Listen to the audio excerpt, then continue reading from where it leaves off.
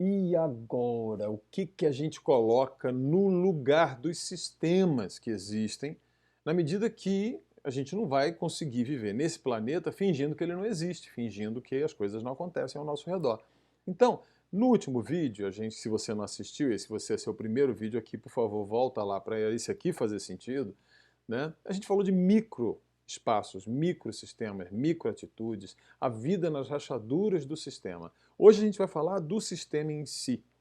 Antes, porém, eu queria lembrar você que esse vídeo não é monetizado, não vai estar nos algoritmos do YouTube, então eu preciso que você, por favor, se inscreva se você já não é inscrito, ative o sininho, deixe o seu gostei, compartilhe com as pessoas, né, e deixe seu comentário. Isso vai gerando movimento. A gente ainda é muito pequenininho, é um canal pequeno, despretensioso, e na verdade está acontecendo o que eu queria, porque tem um bando de amigos que está começando a interagir, fazer perguntas, deixar comentários, falar coisas, alguns que são mais próximos mandam por WhatsApp.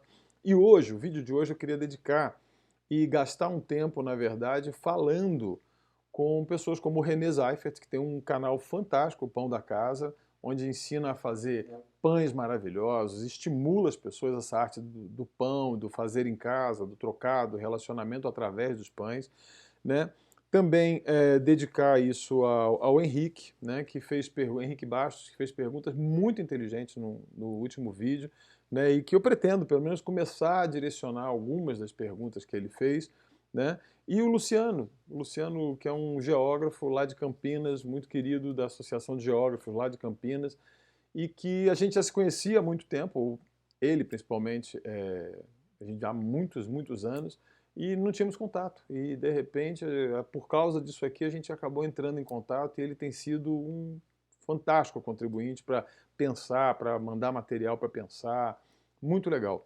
Então, hoje, especificamente, a gente vai falar daquilo que a gente chama de macroestruturas sociais, né? E lá o René me fez uma pergunta, né? Bom, que você não fala de mesoestrutura. Bom, primeiro porque mesoestrutura, do ponto de vista técnico, não existe, né? O que existem são zonas de transição entre o micro e o macro. Poderias dar um nome de meso, não tem nenhum problema, só que não é bem isso que é a ideia. A ideia é que você tem a microestrutura e a macroestrutura, e aí você tem uma zona de transição. A gente vai falar um pouco sobre isso hoje também. Também o Henrique perguntou como é que a gente não domina nada e não é dominado, como é que é isso? Eu acho que o que a gente vai falar, principalmente na segunda parte, vai na direção dessa pergunta do Henrique, que eu espero poder falar. Sobre as nossas rotinas, que o Henrique perguntou, eu vou colocar aqui nos links embaixo um videozinho só com uma música muito simples que está no meu canal particular, né? Onde eu posto as coisas pessoais, nada a ver para público, nem nada, coisa mais para mim, mostrando um pouquinho de um diazinho aqui durante a quarentena, como é que é a nossa casa, se você tiver curiosidade, dá uma olhada lá, né? E também ele perguntou sobre as comidas, né? A gente posta, eu tenho postado algumas comidas no Instagram, se você olhar no Facebook lá, meu, tem lá umas coisas, mas a gente vai fazer também um programa todo especial em cima de comidas, aí vai ser uma coisa um pouco mais editada, com muito mais foto, e um pouco da nossa rotina de trabalho também, tá, Henrique? A gente vai responder você. E o Luciano, muito obrigado por tudo que você tem mandado, é fantástico, fantástico. E nós tivemos uma conversa longa no outro dia por telefone, que para mim foi um prazer enorme. Bom, vamos aí falar sobre o assunto de o que a gente faz para além da microestrutura que a gente vive. Bom, vamos pensar primeiro o que é microestrutura, o que é aquele espaço da rachadura do sistema que eu falei. Esses são espaços, né, que a gente tem de interação face a face e que dialogam não só com pessoas próximas e que a gente tem assim na distância da face, mas também acabam gerando diálogos internos com a nossa própria consciência, com o processo de consciência. Então, por isso que aquela frase que vem do Hugo, né, de dar conta do palmo diante do seu nariz, de colocar o pé numa área que você consegue criar um espaço para você pisar e estabelecer zonas de liberdade, isso é fantástico e está lá, está bem explicado no último vídeo, eu não vou voltar a esse assunto. Agora, também a gente fala de macroestruturas sociais, que são aqueles espaços que a gente chama de país, estado, cidade, regiões metropolitanas, zonas administrativas, constituições, leis, espaços representativos. Tudo isso a gente chama de macroestrutura.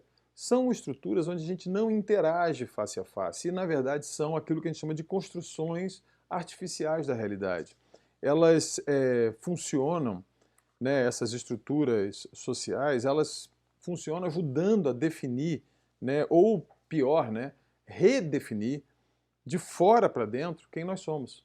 Essas macroestruturas, elas são padrões normalmente estáveis, né, elas duram muito tempo, as macroestruturas não duram pouco tempo, né, de relações sociais que são estabelecidas com o tempo, né, e são difíceis de mudar, são complicadas de mudar e mesmo assim não são impossíveis, porque as macroestruturas ao longo do tempo acabam sendo substituídas por outras, infelizmente, né, e acabam sendo também transformadas.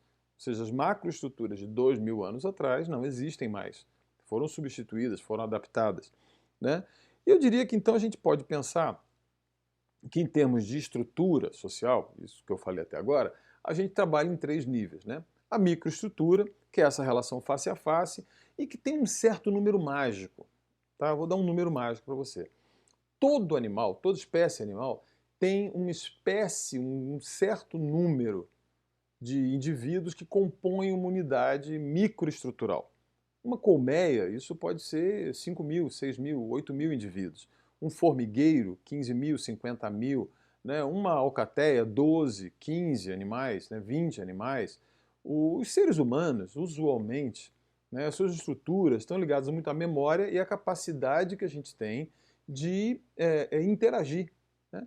E tem um número mágico em torno de 300 pessoas, que é aquilo que a gente poderia chamar de limite de uma microestrutura, de uma rachadura. Depois disso, ou bem antes disso, na verdade, a gente precisa dividir e distribuir isso. A experiência mostra que você começa a não saber o nome das pessoas, você começa a não saber o temperamento das pessoas, as relações face a face vão se tornando mais difíceis a partir de um determinado número. Então, eu diria que 300 pessoas, olhando para a história, isso aí tem fundamento na antropologia, tem fundamento em alguns autores, não é um número fixo, de jeito nenhum, você pode pensar 150, 120, 200, mas não passa disso. Entre 100 e 300 pessoas é onde a gente consegue, até um determinado ponto, criar uma microestrutura como aquelas faladas na semana passada. Bom, aí você tem as macroestruturas, que normalmente ultrapassam a micro e exercem poder sobre a microestrutura. Controlam, né, e são criações ou construções artificiais da realidade. E tem as estruturas globais, né, que são estruturas entre macroestruturas. Um exemplo disso, a ONU, por exemplo, a Organização Mundial do Comércio, a OMS, que agora está todo mundo falando muito, né, é o que a gente chama de estrutura global. Né? Ela tem uma ingerência global, ou o Tribunal Internacional de Haia, né? Que também, né, tem uma capacidade para interferir, uma capacidade limitada para interferir na macroestrutura, são construções artificiais da realidade, servem para regular ou para conduzir ou para sugerir por onde as macroestruturas podem caminhar. Né? Tem um sociólogo, o Wright Mills, que ele fala que a gente precisa compreender essas estruturas, localizando essas estruturas no contexto histórico delas, ou seja, as macroestruturas, as superestruturas, elas têm um contexto histórico, elas têm um momento, e quando a gente se torna consciente que a gente está inserido nelas, isso é que permite a gente optar, por exemplo, por uma rachadura, né? Encontrar a rachadura. Você só vai encontrar a rachadura no sistema se você estiver consciente desse mesmo sistema, se você tiver com ele na sua cabeça. Senão você vai fazer o quê? Você vai ficar ali apaticamente submetido e fazendo aquilo que o sistema quer que você faça, porque você não tem nem consciência. O grande barato, e essa é a última coisa que eu queria falar, de uma macroestrutura é se tornar inconsciente.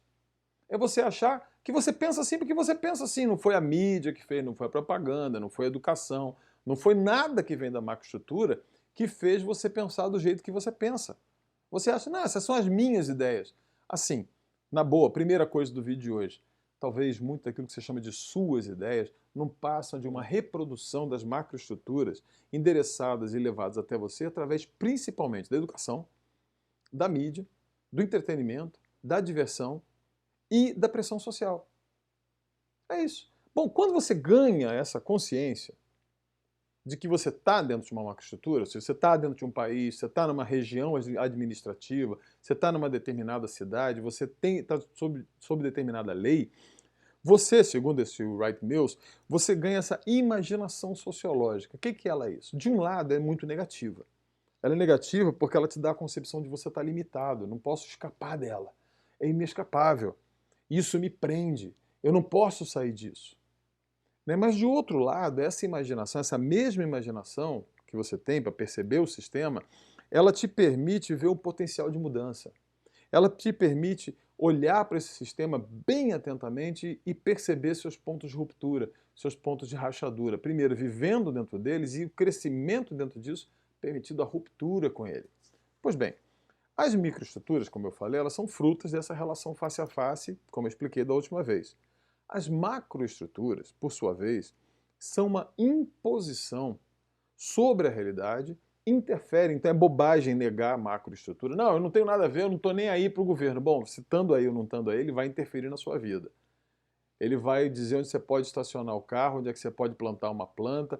Aqui, por exemplo, em Curitiba, de vez em quando tem um fiscal qualquer que cisma com um jardim de alguém. Agora há pouco tempo a gente viu, não pode fazer o jardim assim, não pode plantar uma planta.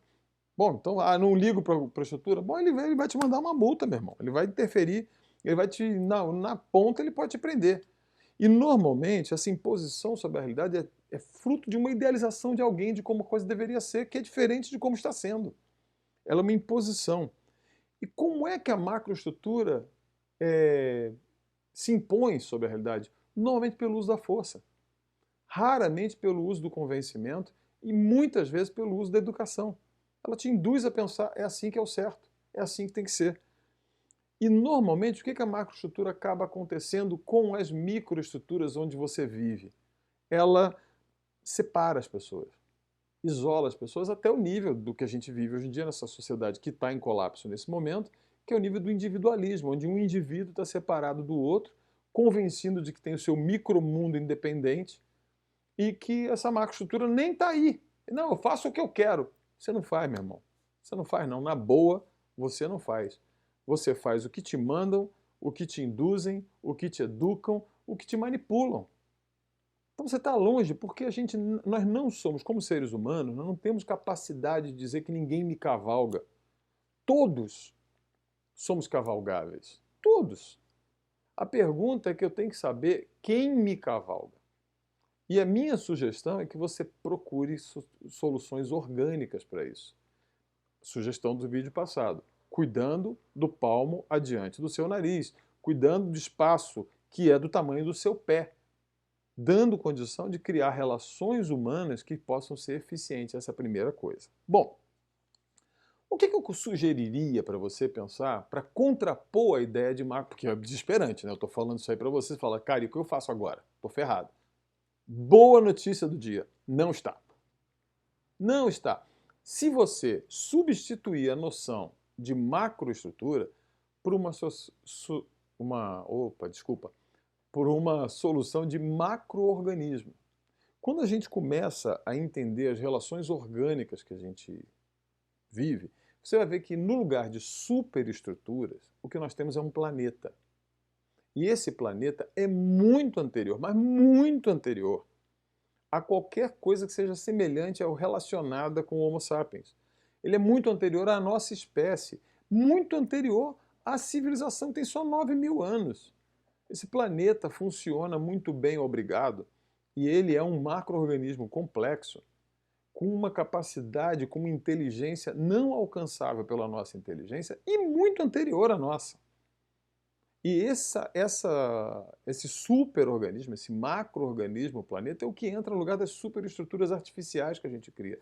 Então a primeira dica que eu queria te dar, como é que eu lido? Comece a entender que você sim vive no palmo na frente do seu nariz, no espaço do seu pé, esse é o seu espaço de ação enquanto pessoa, mas você mora num planeta.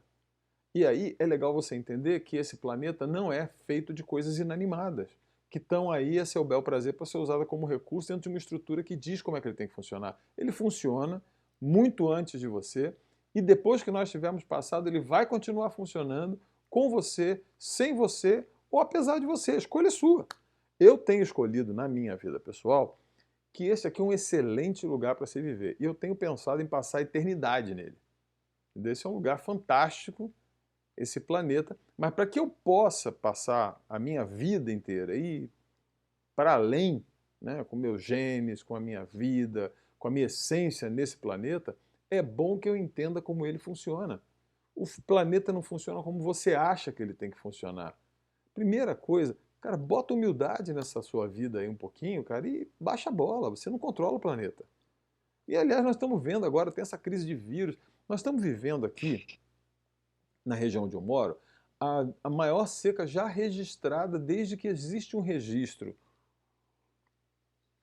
Essa seca tem feito cenas inacreditáveis. Eu moro no estado do Paraná, onde você tem Foz do Iguaçu. Foz do Iguaçu está seca, um fio de água. O Rio Paraná, na sua pior seca. A Argentina teve que pedir para as hidrelétricas, a montante, liberarem água porque na Argentina está ficando grave. Bom, isso diretamente relacionado ao desmatamento na Amazônia. A água que não está chegando aqui. As águas que alimentam o rio lá em cima, através do Pantanal, através do Cerrado, e que estão impedidas de chegar por causa do agronegócio. Então, cara, entenda que você tem um planeta, ele funciona. Essa é a superestrutura. E como é que a gente faz? Enquanto uma superestrutura a gente trabalha a partir da idealização de como ela deve ser, um planeta a gente só vai entender a partir do momento que a gente passa a observar como funciona. O grande primeiro negócio que você faz na vida é para de ter ideia de como a vida deveria ser e passa a observar como ela é.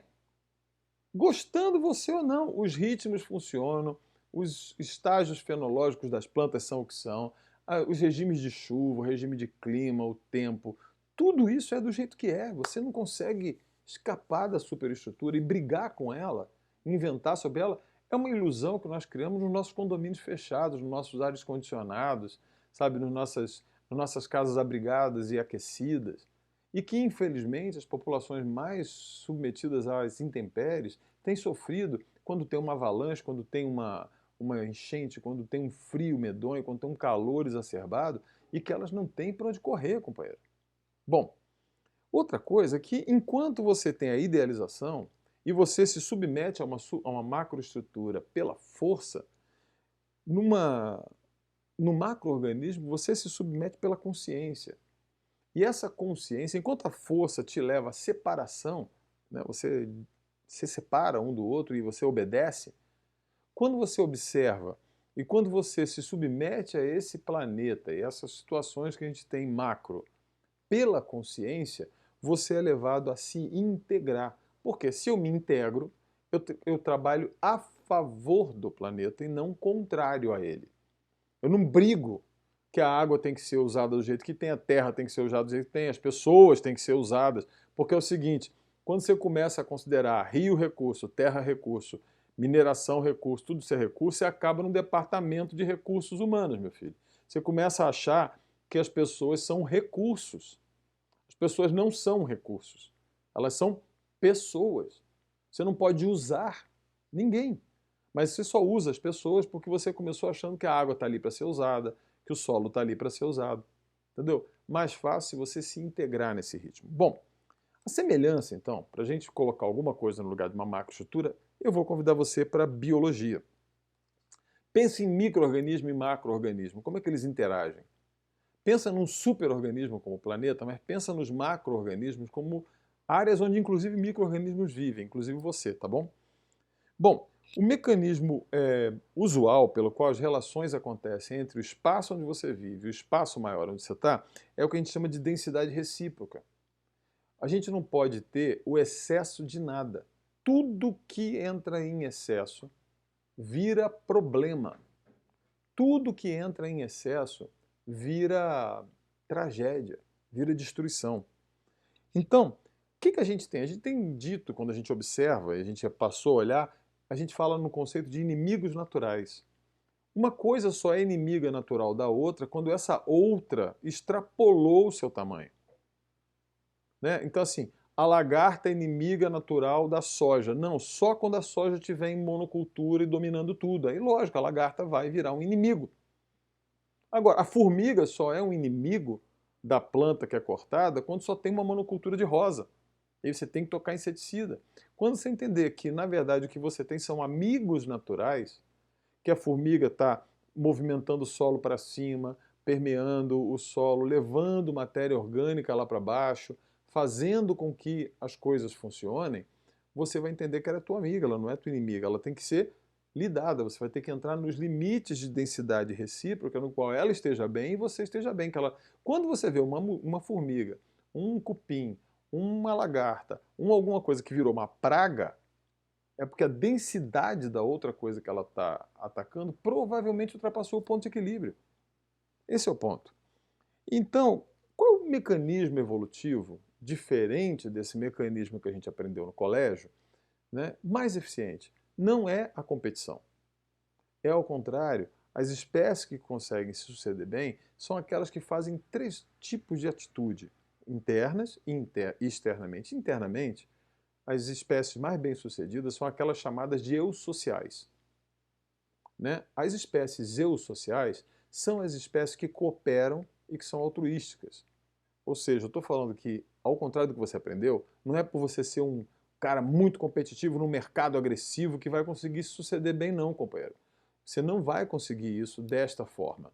Você vai conseguir suceder bem, a nossa espécie conseguir suceder bem, quando ela é altruísta e cooperadora. E nesse momento que a gente está enfrentando a crise do coronavírus, nada é mais importante do que você sair do seu lugar e começar a cooperar. E entre os seus espaços, entre os seus microespaços, começar a procurar outros lugares onde você pode cooperar, onde você pode ser altruísta, abrir mão de alguma coisa pelo outro. Isto garantiu a sobrevivência da nossa espécie. Ou você acha que a gente ganhou tigre, dente de sabre, mamute e ambiente que a gente dominou porque a gente competiu com eles? Se não, eu te sugiro, vai abraçar um tigre para ver o que acontece. Tá? Fora o contrário, o que a gente fez? A gente coopera. A gente é altruísta, a gente protege os mais frágeis. Quando você protege a parte mais frágil do teu micro-organismo, você garante a sobrevivência do teu grupo. Ou seja, se você deixa, levando aqui na nossa sociedade, os mais frágeis ao léu, sem acesso à limpeza, à higiene, sistema de saúde, essas coisas que a gente tem aqui, a gente está vendo o que acontece. É suicida, suicida. E outra coisa são as simbioses. As relações simbióticas são as relações em que nem sempre tem uma estrita cooperação, mas tem sim viver junto. Simbiose é basicamente aprender a viver junto, saber dos seus limites, não ser uma praga para o outro. Bom, esse conceito, né, das espécies eusociais, eu posso te indicar algum livro depois, que eu até vou botar do Edward Wilson, um livro de um biólogo muito interessante, um entomologista, vou procurar botar na descrição aí para você. Então, como é que acontece? Vamos entender como é que a gente monta um macro-organismo no lugar de uma macroestrutura. Bom, você imagina que está lá o seu pé de parede, o seu quintal, o seu apartamento, a sua família, as suas microestruturas de face a face. Bom, concorda comigo que elas vão se juntando e elas podem cooperar e ser altruístas. Ao fazer isso, elas vão criando uma espécie de sistema orgânico de cooperação, que vai permitindo isso aí crescer, vamos dizer, até 200, 300 pessoas que se interagem de várias maneiras. Bom, aí tem outro lugar que tem outras pessoas fazendo a mesma coisa. E você tem uma borda entre uma e outra coisa. Assim acontece com os biomas. A gente chama isso de zonas de transição. E as zonas de transição acontecem no mar, por exemplo, são chamadas de ecótonos, né? Ou também fora do mar, né? Entre biomas diferentes você tem ecótonos, né? Em inglês ecotone, né? E os ecótonos, eles têm uma característica.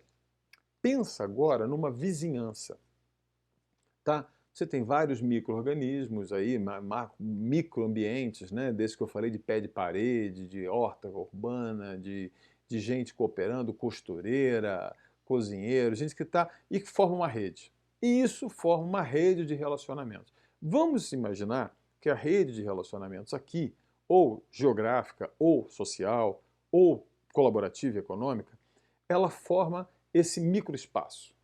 Ele cria um espaço de vivência na rachadura do sistema que está aí. Bom, Só que tem outras pessoas, e creia-me, tem outras pessoas fazendo a mesma coisa que você ou desejando a mesma coisa que você. Entre um espaço e outro espaço existem zonas de transição, eles são diferentes, tão diferentes quanto os biomas são diferentes. Os biomas são diferentes entre si. A zona de transição de um bioma para outro, um ecótono, né? O que ele é como característica? Eles são espaços extremamente dinâmicos, eles mudam muito, né? Porque eles são diferença de clima, diferença de temperatura, né? Imagina, deserto para caatinga, caatinga para floresta, tá? Então tem uma zona de transição em que não é bem uma coisa, não é bem outra. Ou aqui, né? Como a gente tem a floresta ombrófila mista aqui na nossa altura, onde a gente está, em Curitiba, cerca de 1.000 metros de altura, e a Mata Atlântica logo ali embaixo. Quando você desce a serra aqui, você vê nitidamente que tem um momento em que a vegetação da floresta ombrófila é substituída pela floresta da Mata Atlântica e você tem uma zona de transição. Essas zonas são dinâmicas, elas são sensíveis à mudança, muito sensíveis. Elas são exatamente onde tem sensibilidade. Elas são indicadores de que alguma coisa vai bem ou vai mal, mas tem um troço muito legal. É ali na zona de transição que a vida explode. Porque é ali que tem mais benefício, porque você tem seres que conseguem circular nas três áreas, na área A, na área B e na zona de transição. E ali tem muita vida, é zona de reprodução, é zona de proteção. Ali é fantástico. Imagina agora duas vizinhanças, em que especialidades diferentes, coisas diferentes são feitas. Bom, você tem uma borda entre essas duas vizinhanças, ou entre esses dois grupos de relacionamento, em que pode explodir uma riqueza, uma variedade, respeitando as peculiaridades que você tem dos dois lados. Isso é o que a gente falaria, que entraria no lugar de uma macroestrutura, para um macro-organismo, uma macro-organização orgânica, anárquica, rica e cheia de troca. Essa é outra sugestão que a gente pode fazer para você. Bom, como que a gente se desloca, né, entre do micro para o macro e para a zona de transição? Primeira dica, pensa num bichinho que esteja numa zona qualquer dessa. Sabe o que ele tem? Uma absoluta inconsciência do que ele está fazendo. Ou seja, cuida, e aí eu vou reforçar o que falamos no último vídeo, cuida do teu pé de parede, cuida do espaço embaixo do teu pé, cuida do que você está fazendo na frente do teu palmo, mas não faça isso de maneira egoísta. Faça entendendo que existe um mundo para além disso. Bom, para que você possa ter essa inconsciência, o foco é no que está no meu alcance, eu estou fazendo aquilo que dá, mas eu tenho a percepção de que tem um outro que está fazendo aquilo que dá do outro lado ali. Bom, para que isso aconteça, eu tenho que ter uma noção clara e introduzir coisas na minha vida, na nossa vida coletiva, que as pessoas não gostam. Primeiro, limites. A gente tem que ter limites. Né? A gente tem que ter noção de renúncia. Se eu não passo daqui para lá, eu não faço isso, eu não me especializo em fazer tudo. Sabe essa coisa, a garotada na faixa de 30 e poucos anos, entrou principalmente nesse período de paz econômica, paz social, paz política que a gente teve aí nos últimos anos, né? Não só aqui, no mundo inteiro, que ficou uma coisa meio chata, que elas podiam aprender tudo no YouTube e que elas iam ficar assim fantásticas e que ela dava conta de fazer tudo sozinha. Sabe o que vocês fazem? Um monte de arremedo, que nunca sai o produto igual aquele do YouTube, nunca sai a coisa bacaninha. Sabe por quê? Porque você não tem outra pessoa com quem você troca, com quem você interage. Então, para que haja essa passagem do micro para o macro, eu tenho que ter limite de um lado, saber que eu não posso tudo e que eu posso trocar com o outro, que as minhas habilidades podem ser trocadas, que meus produtos podem ser trocados. Isso implica em comércio. E para que haja comércio, para que haja troca, para que haja limite, eu tenho que ter a noção de codependência. Olha, eu gosto de uma história muito interessante, eu vou falar aqui para você. Terminando aqui, porque eu não posso ir muito longe nesse vídeo. A estrada Rio-São Paulo é uma antiga estrada indígena, muito anterior a Cabral, tá? E que a estrada Rio-São Paulo está construída em cima de uma das várias estradas brasileiras são feitas em cima de estradas antigas indígenas. E Rio-São Paulo é uma, que é uma briga histórica entre tupiniquins e tupinambás. Cariocas e paulistas já se odiavam antes de Cabral, tá? Mas sabe o que acontecia? Sabe por que tinha essa estrada entre Tupiniquins e Tupinambás, e Aimorés, que viviam lá também, na região do Rio de Janeiro? É porque eles faziam trocas. Eles sabiam que, apesar de serem muito diferentes, de serem pessoas de áreas diferentes e tal, eles não tinham tudo. E eles faziam mecanismos de troca, assim como as estradas que levavam daqui até os Incas lá em cima. Né? Tem estradas que se percorriam e produtos eram trocados, porque a gente sabe que a gente não dá conta de tudo. Isso é uma questão de humildade. Qual é a proposta, então? A proposta que eu diria para você é, fortaleça o local, entenda as riquezas que a gente tem e entenda que aquilo que abunda para você, aquilo que cresce demais para você, é aquilo que vai faltar em outro lugar. E que aquilo que tem lá também falta para você e que você pode fazer trocas. Essas trocas podem ser generosas, essas trocas podem ser comerciais, essas trocas podem ser por interesse, mas os ecotonos são os espaços onde a gente cria esses espaços de troca. As vizinhanças são para isso, o comércio local é para isso. E essas transições entre grupos fazem até que coisas muito distantes acabem chegando num processo natural e orgânico. Crie zonas de transição e de troca na cidade, no bairro, na sua zona de relacionamento onde você está. Respeite os limites, incorpore recursos e pare de usá-los como se eles fossem coisas não renováveis. Cuide da sensibilidade. Cuide de ter sensibilidade para que essa zona de transição não seja prejudicada pela sua autossuficiência. Eu queria indicar um livro hoje para você, que esse livro aqui, um best-seller, talvez você já conheça, esse aqui, ó, Economia Donut. Isso aqui é uma nova proposta de economia, nasce na Universidade de Oxford, sobre como é que a gente pode fazer uma economia que nos garanta o mínimo que está aqui, né, e o máximo, sem atingir o limite máximo do planeta, é por isso que ele chama de donut, né? Ou seja, uma economia que leva em consideração exatamente a existência desse macro-organismo chamado Terra. Nos próximos vídeos a gente vai continuar aprofundando alguns dos assuntos, principalmente aqueles que vocês têm perguntado. A gente vai voltar a mostrar um pouco mais da nossa rotina, vou mostrar como é que nós estamos fazendo isso aqui, e eu espero muito que esse vídeo tenha servido para você, para entender como é que integra aquela microestrutura da semana passada com o macro-organismo os macro-organismos que a gente pode criar e como isso se integra, e não tem como pensar uma economia para depois do coronavírus que não inclua a gente pensar no macro-organismo do planeta Terra. Se a gente não fizer isso, pode ficar tranquilo, o fim é certo. A liquidação vai ser completa, não vai ser um vírus, não vai ser o clima, vai ser o que for. Ou seja, ou a gente vai por aí, ou a gente, como espécie, que eu espero que eu e você sobrevivamos, são aquelas 5, 6% de espécies que vão sobreviver porque aprenderam a viver nas rachaduras do sistema que ninguém quis abrir mão. Que você possa abrir mão e que a gente esteja junto nessa. Um abraço, foi muito bom estar com você. Não deixa de deixar o seu comentário, a sua pergunta, o que você quiser, indica para os seus amigos e vamos continuando construindo junto. Até logo, pessoal.